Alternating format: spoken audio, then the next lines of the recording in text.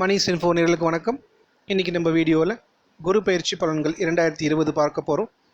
அதற்கு முன்னாடி நேயர்களே, நம்ம சேனலுக்கு சப்ஸ்கிரைப் பண்ணாதவங்க மறக்காமல் சப்ஸ்கிரைப் பண்ணிக்கோங்க. கூடவே இருக்கிற பெல் ஐக்கானையும் கிளிக் பண்ணிக்கோங்க. இனி வீடியோ பார்க்கலாம். குரு பார்க்க கோடி நன்மை. நவகிரகங்களில் வியாழ பகவானே முதன்மை சுபகிரகம். தேவர்களின் குருவாக இவர் இருந்து நவகிரக அந்தஸ்து பெற்றதால் இவருக்கு சுபகிரகங்களில் முதன்மை அந்தஸ்து கிடைத்தது. ஜாதகத்தில் இவரது பலத்தை பொறுத்தே நன்மை கூடும் அல்லது குறையும். ஒவ்வொரு ராசியிலும் ஒரு ஆண்டு சஞ்சாரம் செய்வார். தனுசு மீனம் ராசிகளுக்கு அதிபதி கடகத்தில் உச்சம் பலம் பெறுவார், மகரத்தில் நீச்ச பலம் பெறுவார். இனி குரு பயிற்சி எப்பொழுது நடைபெறுகிறது என்று பார்க்கலாம்.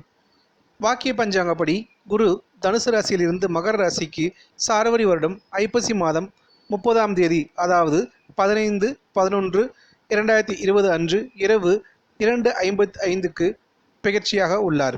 அதுவே திருக்கணித பஞ்சாங்கத்தின்படி 2020 நவம்பர், அதாவது 20/11/2020 கார்த்திகை மாதம் 5ஆம் தேதி குரு பயிற்சியடைய உள்ளார். இனி 12 ராசிகளுக்கான நன்மைகள் என்னவென்று பார்ப்போம். சிம்ம ராசி. உங்கள் ராசியாபதி சூரியனுக்கு நட்பு கிரகமும் ஜென்ம ராசிக்கு 5-8க்கு அதிபதியுமான பொன்னவன் என போற்றப்படும் குரு பகவான் ருணரோகஸ்தானமான 6ஆம் வீட்டில் திருக்கணிதப்படி 20/11/2020 முதல் 20/11/2021 வரை சஞ்சாரம் செய்ய உள்ளார்.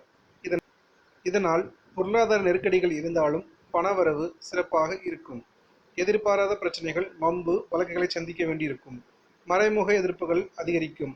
என்றாலும் 6ஆம் வீட்டில் சனி சஞ்சரிப்பதால் எடுக்கும் முயற்சிகளில் எதிர்நீச்சல் போட்டாவது வெற்றி பெறுவீர்கள். பொருளாதார ரீதியாக எதிலும் ஒரு முறைக்கு பலமுறை செயல்பட்டால் லாபகரமான பலனை அடைய முடியும். கொடுக்கல் வாங்கல் போன்றவற்றில் பெரிய தொகை ஈடுபடுத்தும் போது கவனமாக இருப்பதும் கடன்களை வசூலிப்பதிலும் கவனம் செலுத்துவதும் நல்லது. உத்தியோகஸ்தர்களுக்கு எதிர்பார்க்கும் உயர்வுகள் கிடைக்கும். உயரதிகாரிகளின் பாராட்டு மனநிறைவை தரும். வேலை போல ஏற்பட்டாலும் உடனிருப்பவர்களின் ஒத்துழைப்பு தருவர். தொழில் வியாபாரத்தில் நெருக்கடிகள், மறைமுக எதிர்ப்புகள் இருந்தாலும் எதையும் எதிர்கொண்டு இலக்கை எளிதில் அடைந்து விடுவீர்கள். கூட்டாளிகளிடம் விட்டு கொடுத்து செல்வதும் வேலையாட்களை தட்டி கொடுத்து வேலை வாங்குவதும் உத்தமம். உங்கள் ராசிக்கு கேது நாளில் சஞ்சரிப்பதால் வசதி வாய்ப்புகள் இருந்தாலும் அதனை அனுபவிக்க இடையூறு ஏற்படும். வீடு வாகனங்களை சரிபார்ப்பதற்கு சுப செலவுகள் ஏற்படும். கணவன் மனைவி ஒற்றுமை சிறப்பாக இருப்பதால் குடும்பத்தில் மகிழ்ச்சி ஏற்படும். கருத்து வேறுபாடுகள் எல்லாம் விலகி நிம்மதி உண்டாகும். பொதுவாக பேச்சில் நிதானத்தை கடைபிடிப்பது நல்லது. உற்றார் உறவினர்களை அனுசரித்து நடந்து கொண்டால் மிகப்பெரிய செயலை கூட எளிதில் செய்து முடித்து அனுகூல பலனை பெற முடியும்.